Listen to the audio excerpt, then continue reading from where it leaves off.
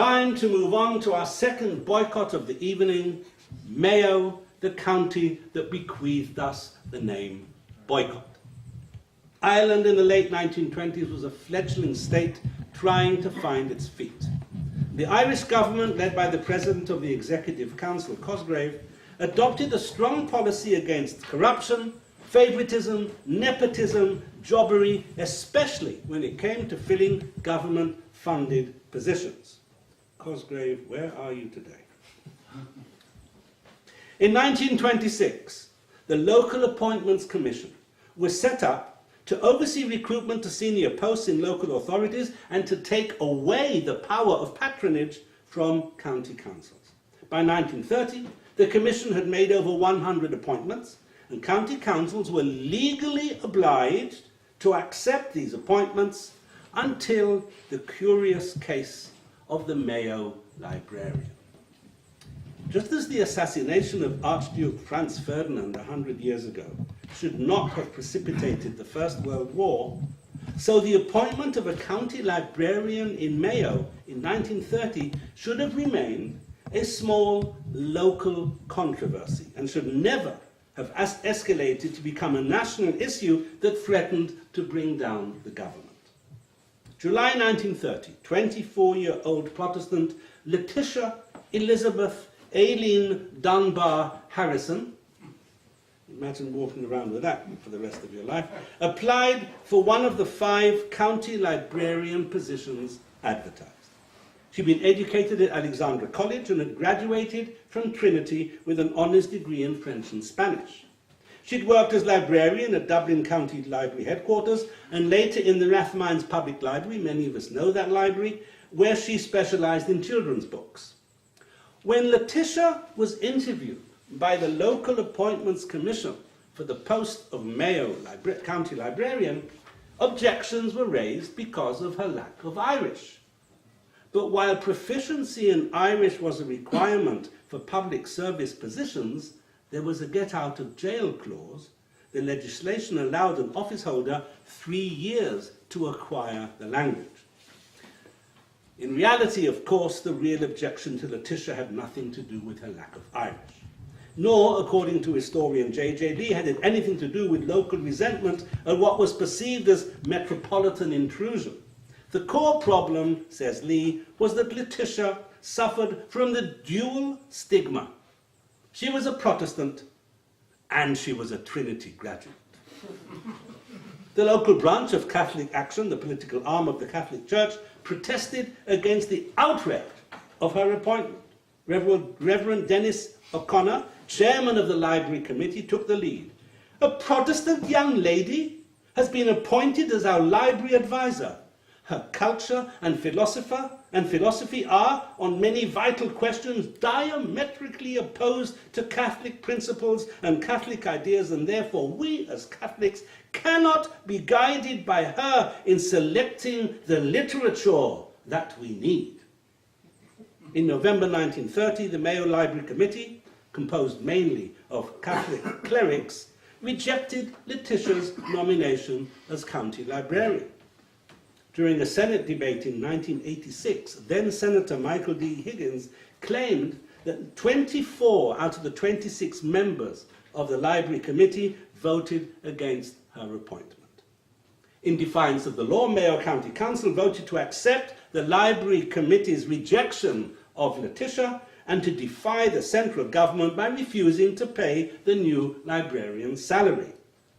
Some county councillors invoked the history of 19th century superism in Mayo. Superism got its name from the Protestant Bible societies that set up schools during the famine. Starving Catholic children were fed on the condition of receiving Protestant-based religious instruction at the same time.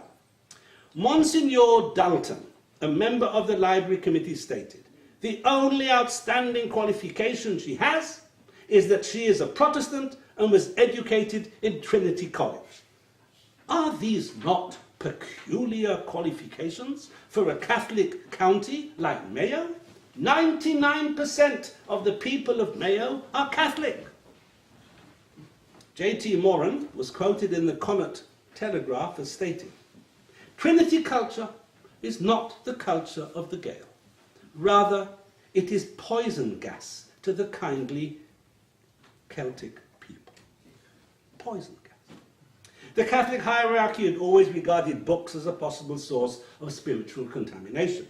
Archbishop Gilmartin of Tuam would say in 1931, "The modern world is teeming with all kinds of printed matter, books, more especially novels, reviews, magazines, papers, a few of them good, some of them indifferent, some of them positively immoral, and many of them illustrated with indecent pictures." The county secretary, M.J. Egan, warned the Mayo County councillors that they were acting illegally. The Minister for Local Government, Richard Mulcahy, gave Mayo Council until the end of the year to reverse its decision.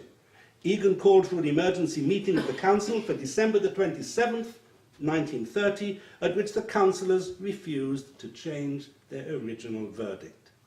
The government also refused to budge.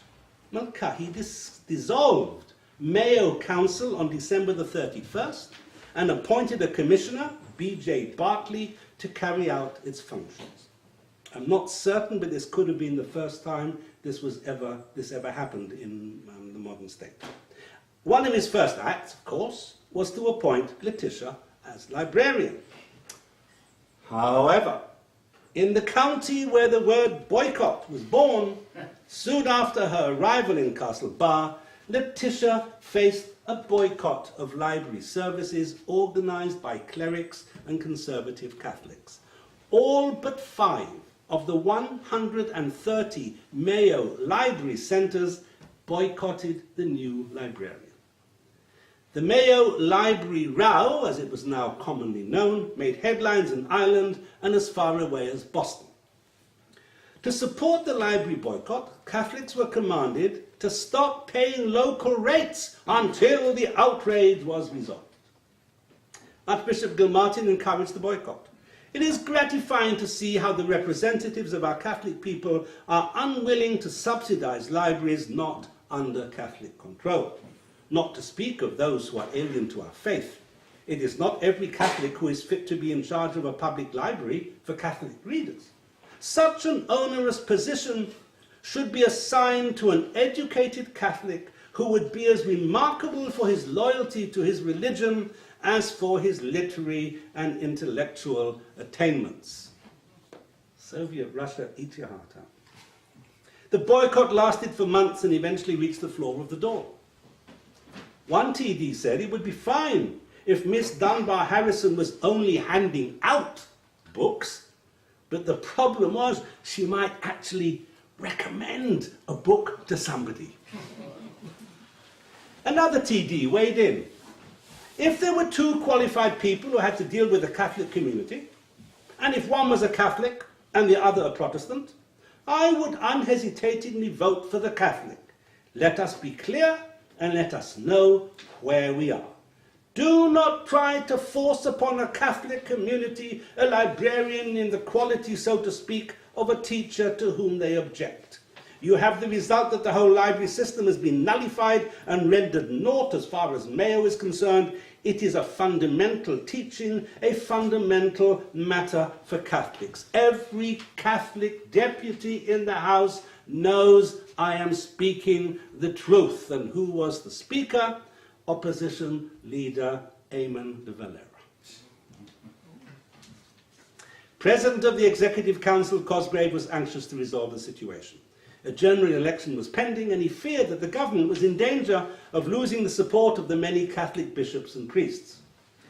The government held secret talks with church leaders, which almost led Cabinet Minister Desmond Fitzgerald, father of Garrett Fitzgerald, to resign. The Cosgrave government produced an Irish solution to an Irish problem. They offered Letitia a promotion, working in the military library in Dublin. Ironically, soon after she took up a new position, Letitia married the Reverend Robert Crawford, a Methodist minister she'd met in Castlebar. Due to the marriage bar, then enforced in the public service, of course, she resigned her post and began a new life as a Methodist minister's wife. She failed in her quest to become Ireland's first ordained Methodist minister. but her move led the way to women eventually being ordained. Letitia, later known as Aileen Crawford, died in 1994, aged 88, and from the time she left Mayo, she never uttered a single word about the boycott. We now move on to our third boycott of the evening, and once again it is a boycott instigated by Catholics against Protestants. The origins of this boycott lie in a love match between Sheila Kelly, a Church of England Protestant from Johns Hill, Fethard-on-Sea in County Wexford, and Sean Cloney, a Catholic from Dungulf, a short distance to the north of Fethard-on-Sea. The families knew each other. Sheila's father, Tommy, a Protestant farmer, had bought cattle off Sean's mother when the family were destitute in the 1930s. Sean and Sheila both attended the local Catholic National School in Polford. Sheila's father thought he would get a better education there than in the local Protestant school. Their blossoming relationship led to Sean being banned from the school's dramatic society by Father William Stafford, the local Catholic priest. In 1948, Sean visited Sheila in London, where she was working as a domestic for a Jewish family in Golders Green. You couldn't make it up. When Sheila returned home to Ireland for a visit, their relationship intensified. And they were married in October 1949 in Hendon Registry Office, but were persuaded by a Catholic priest to get married the following month in a Catholic ceremony in an Augustinian priory in Hammersmith. Sheila felt this was one-sided, so they also received a blessing in an Anglican church. So, registry office, Catholic Anglican church. Knowing that the mixed marriage would be problematic in the small community of Fethard-on-Sea, Sheila and Sean stayed clear of the village, but eventually returned in August 1950.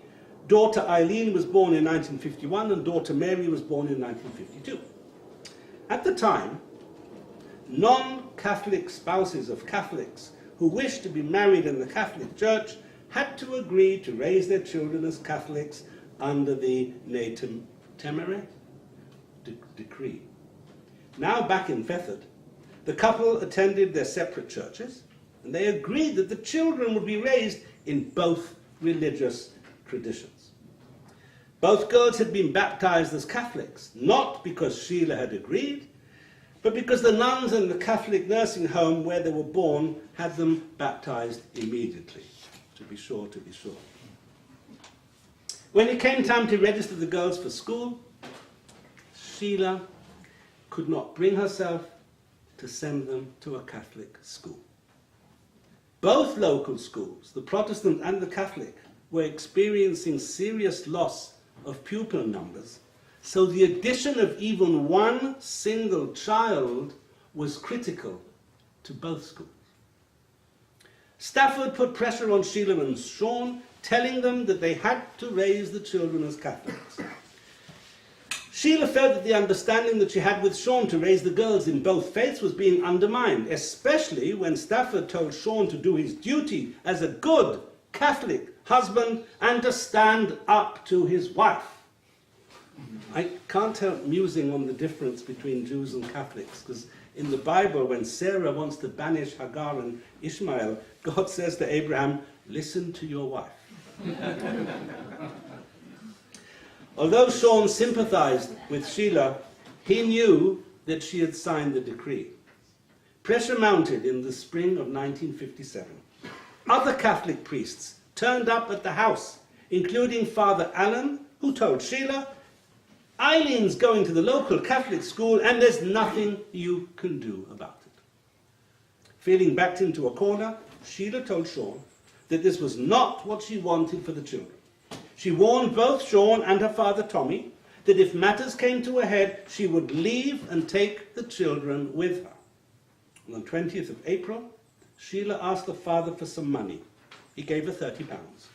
On the 23rd of April, Sheila raised another £32 by selling some pigs, and on the 27th of April, Sheila took the family car and drove with the girls to Wexford town, where she abandoned the car. Sean returned to an empty house when he came in from the fields at lunchtime. Someone had driven Sheila and the girls from Wexford to Armagh and then on to Belfast, where they were looked after by the Irish Church Mission, an association of fiery anti-Catholic Protestants, including the Reverend Ian Paisley, who had recently achieved wide publicity by converting a Catholic girl to Protestantism. This made incredible headlines all across Northern Ireland until she went back to being a Catholic.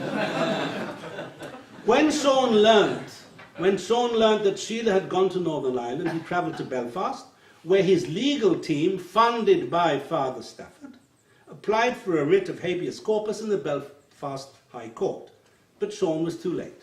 Sheila and the girls were already in Edinburgh, having taken the ferry from Dublin to Liverpool. A Baptist minister found Sheila a job, and Eileen started school in Edinburgh. Sheila and the girls then moved even further away to the Orkney Islands. That's a long way away. Apparently oblivious to the consequences of her actions back in Fethard. When news of Sean's court case was published in the local paper, Father Stafford used his Sunday sermon to denounce Sheila for taking the children from their father and their home. He accused her of robbing the girls of their faith. He accused the local Protestants of having financially aided Sheila's departure. And then he said it was up to the Catholics of Fethard to exert pressure on Sheila and her co-religionists. How were they to exert pressure? Yes, you've guessed, by withholding custom from the Protestant businesses in the village. A boycott. Once again, the pulpit was being used to persuade Catholics to boycott local business people. Fethard had two Protestant-owned shops. Leslie Gardner's shop sold hardware, groceries, drapery and seeds, and Betty Cooper, a young local woman in her 20s, ran a newsagent's and a sweet shop. And the two shops were on opposite sides of the street. If you've ever been to Fethard-on-Sea, that's all there is, a street. The day after Stafford's sermon, his obedient Catholic flock began to observe the boycott and stopped going into the two Protestant shops. And in addition, Sheila's father Tommy and other Protestant farmers were boycotted. The Church of Ireland parish school closed when Stafford forced its Catholic teacher to resign. The local piano teacher, a Protestant, lost most of her students. And the boycott of the local Protestant population was endorsed by Bishop Michael Brown. The Irish Independent reported, Catholics justify the boycott by alleging that Mrs. Cloney left the area with the connivance of local Protestants and have intimated their determination to continue it until the Cloney children who were baptized in the Catholic Church in Wexford are returned to their father. According to Tim Fanning, who wrote an excellent book called The Fethard-on-Sea Boycott, the boycott resulted as much from economic motives as from sectarian motives. The local Catholic clergy were anxious to prevent a situation where substantial-sized farms fell into the hands of children who might be reluctant to contribute to parochial revenues. The boycott was as embarrassing to Taoiseach Eamon de Valera as the Mayo Library boycott had been to Cosgrave. As we saw, Dev had supported the Mayo boycott, but he now vehemently opposed the Fethard-on-Sea boycott.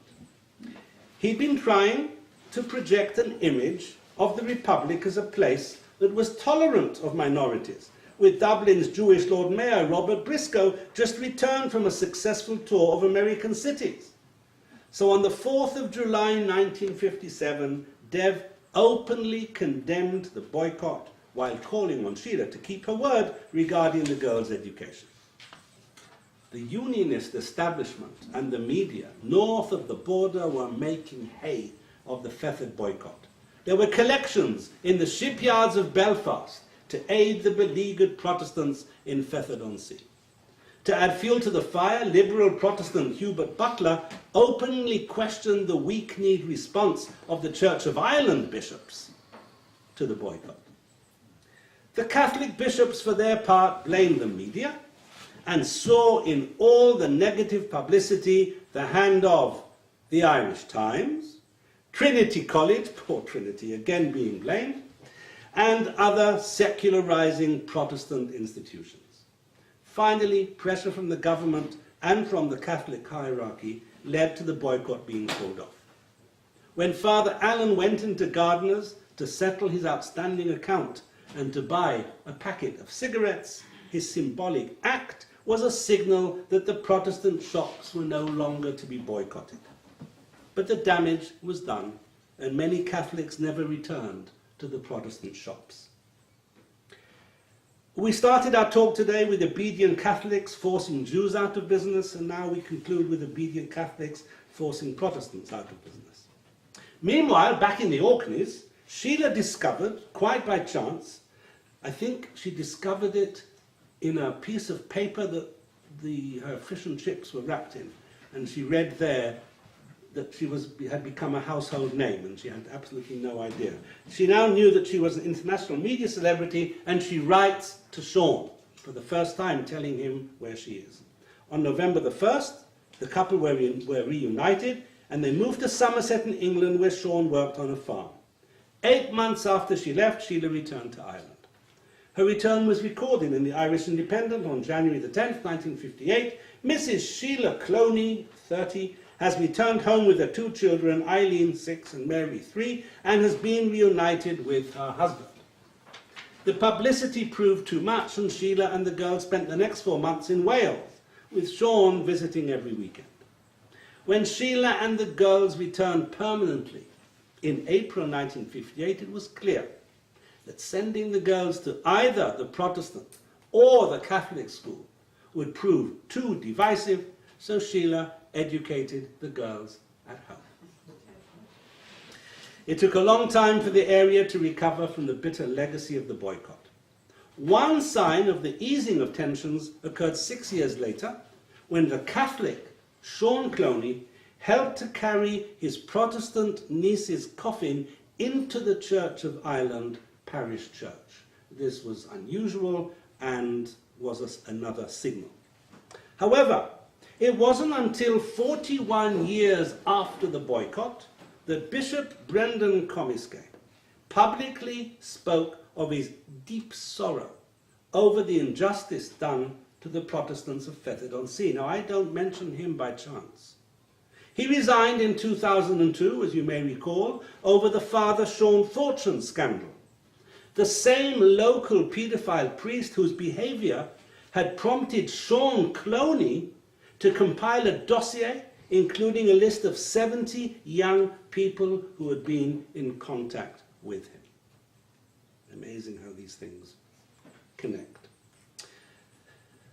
Ladies and gentlemen, this brings me to the end of my talk on 3 Irish boycotts. All 3 were instigated by Catholics. In the case of Limerick and Fethard-on-Sea, by Catholic priests. In the case of the Mayo Library, individual Catholics, including clerics, were behind the boycott. The Limerick boycott did not threaten to bring the government down because it was directed at Jews, but because the Mayo and Fethard-on-Sea boycotts were directed against Protestants, the issue soon spread from a purely local issue to being a national issue, and in both cases threatened the stability of the government of the day.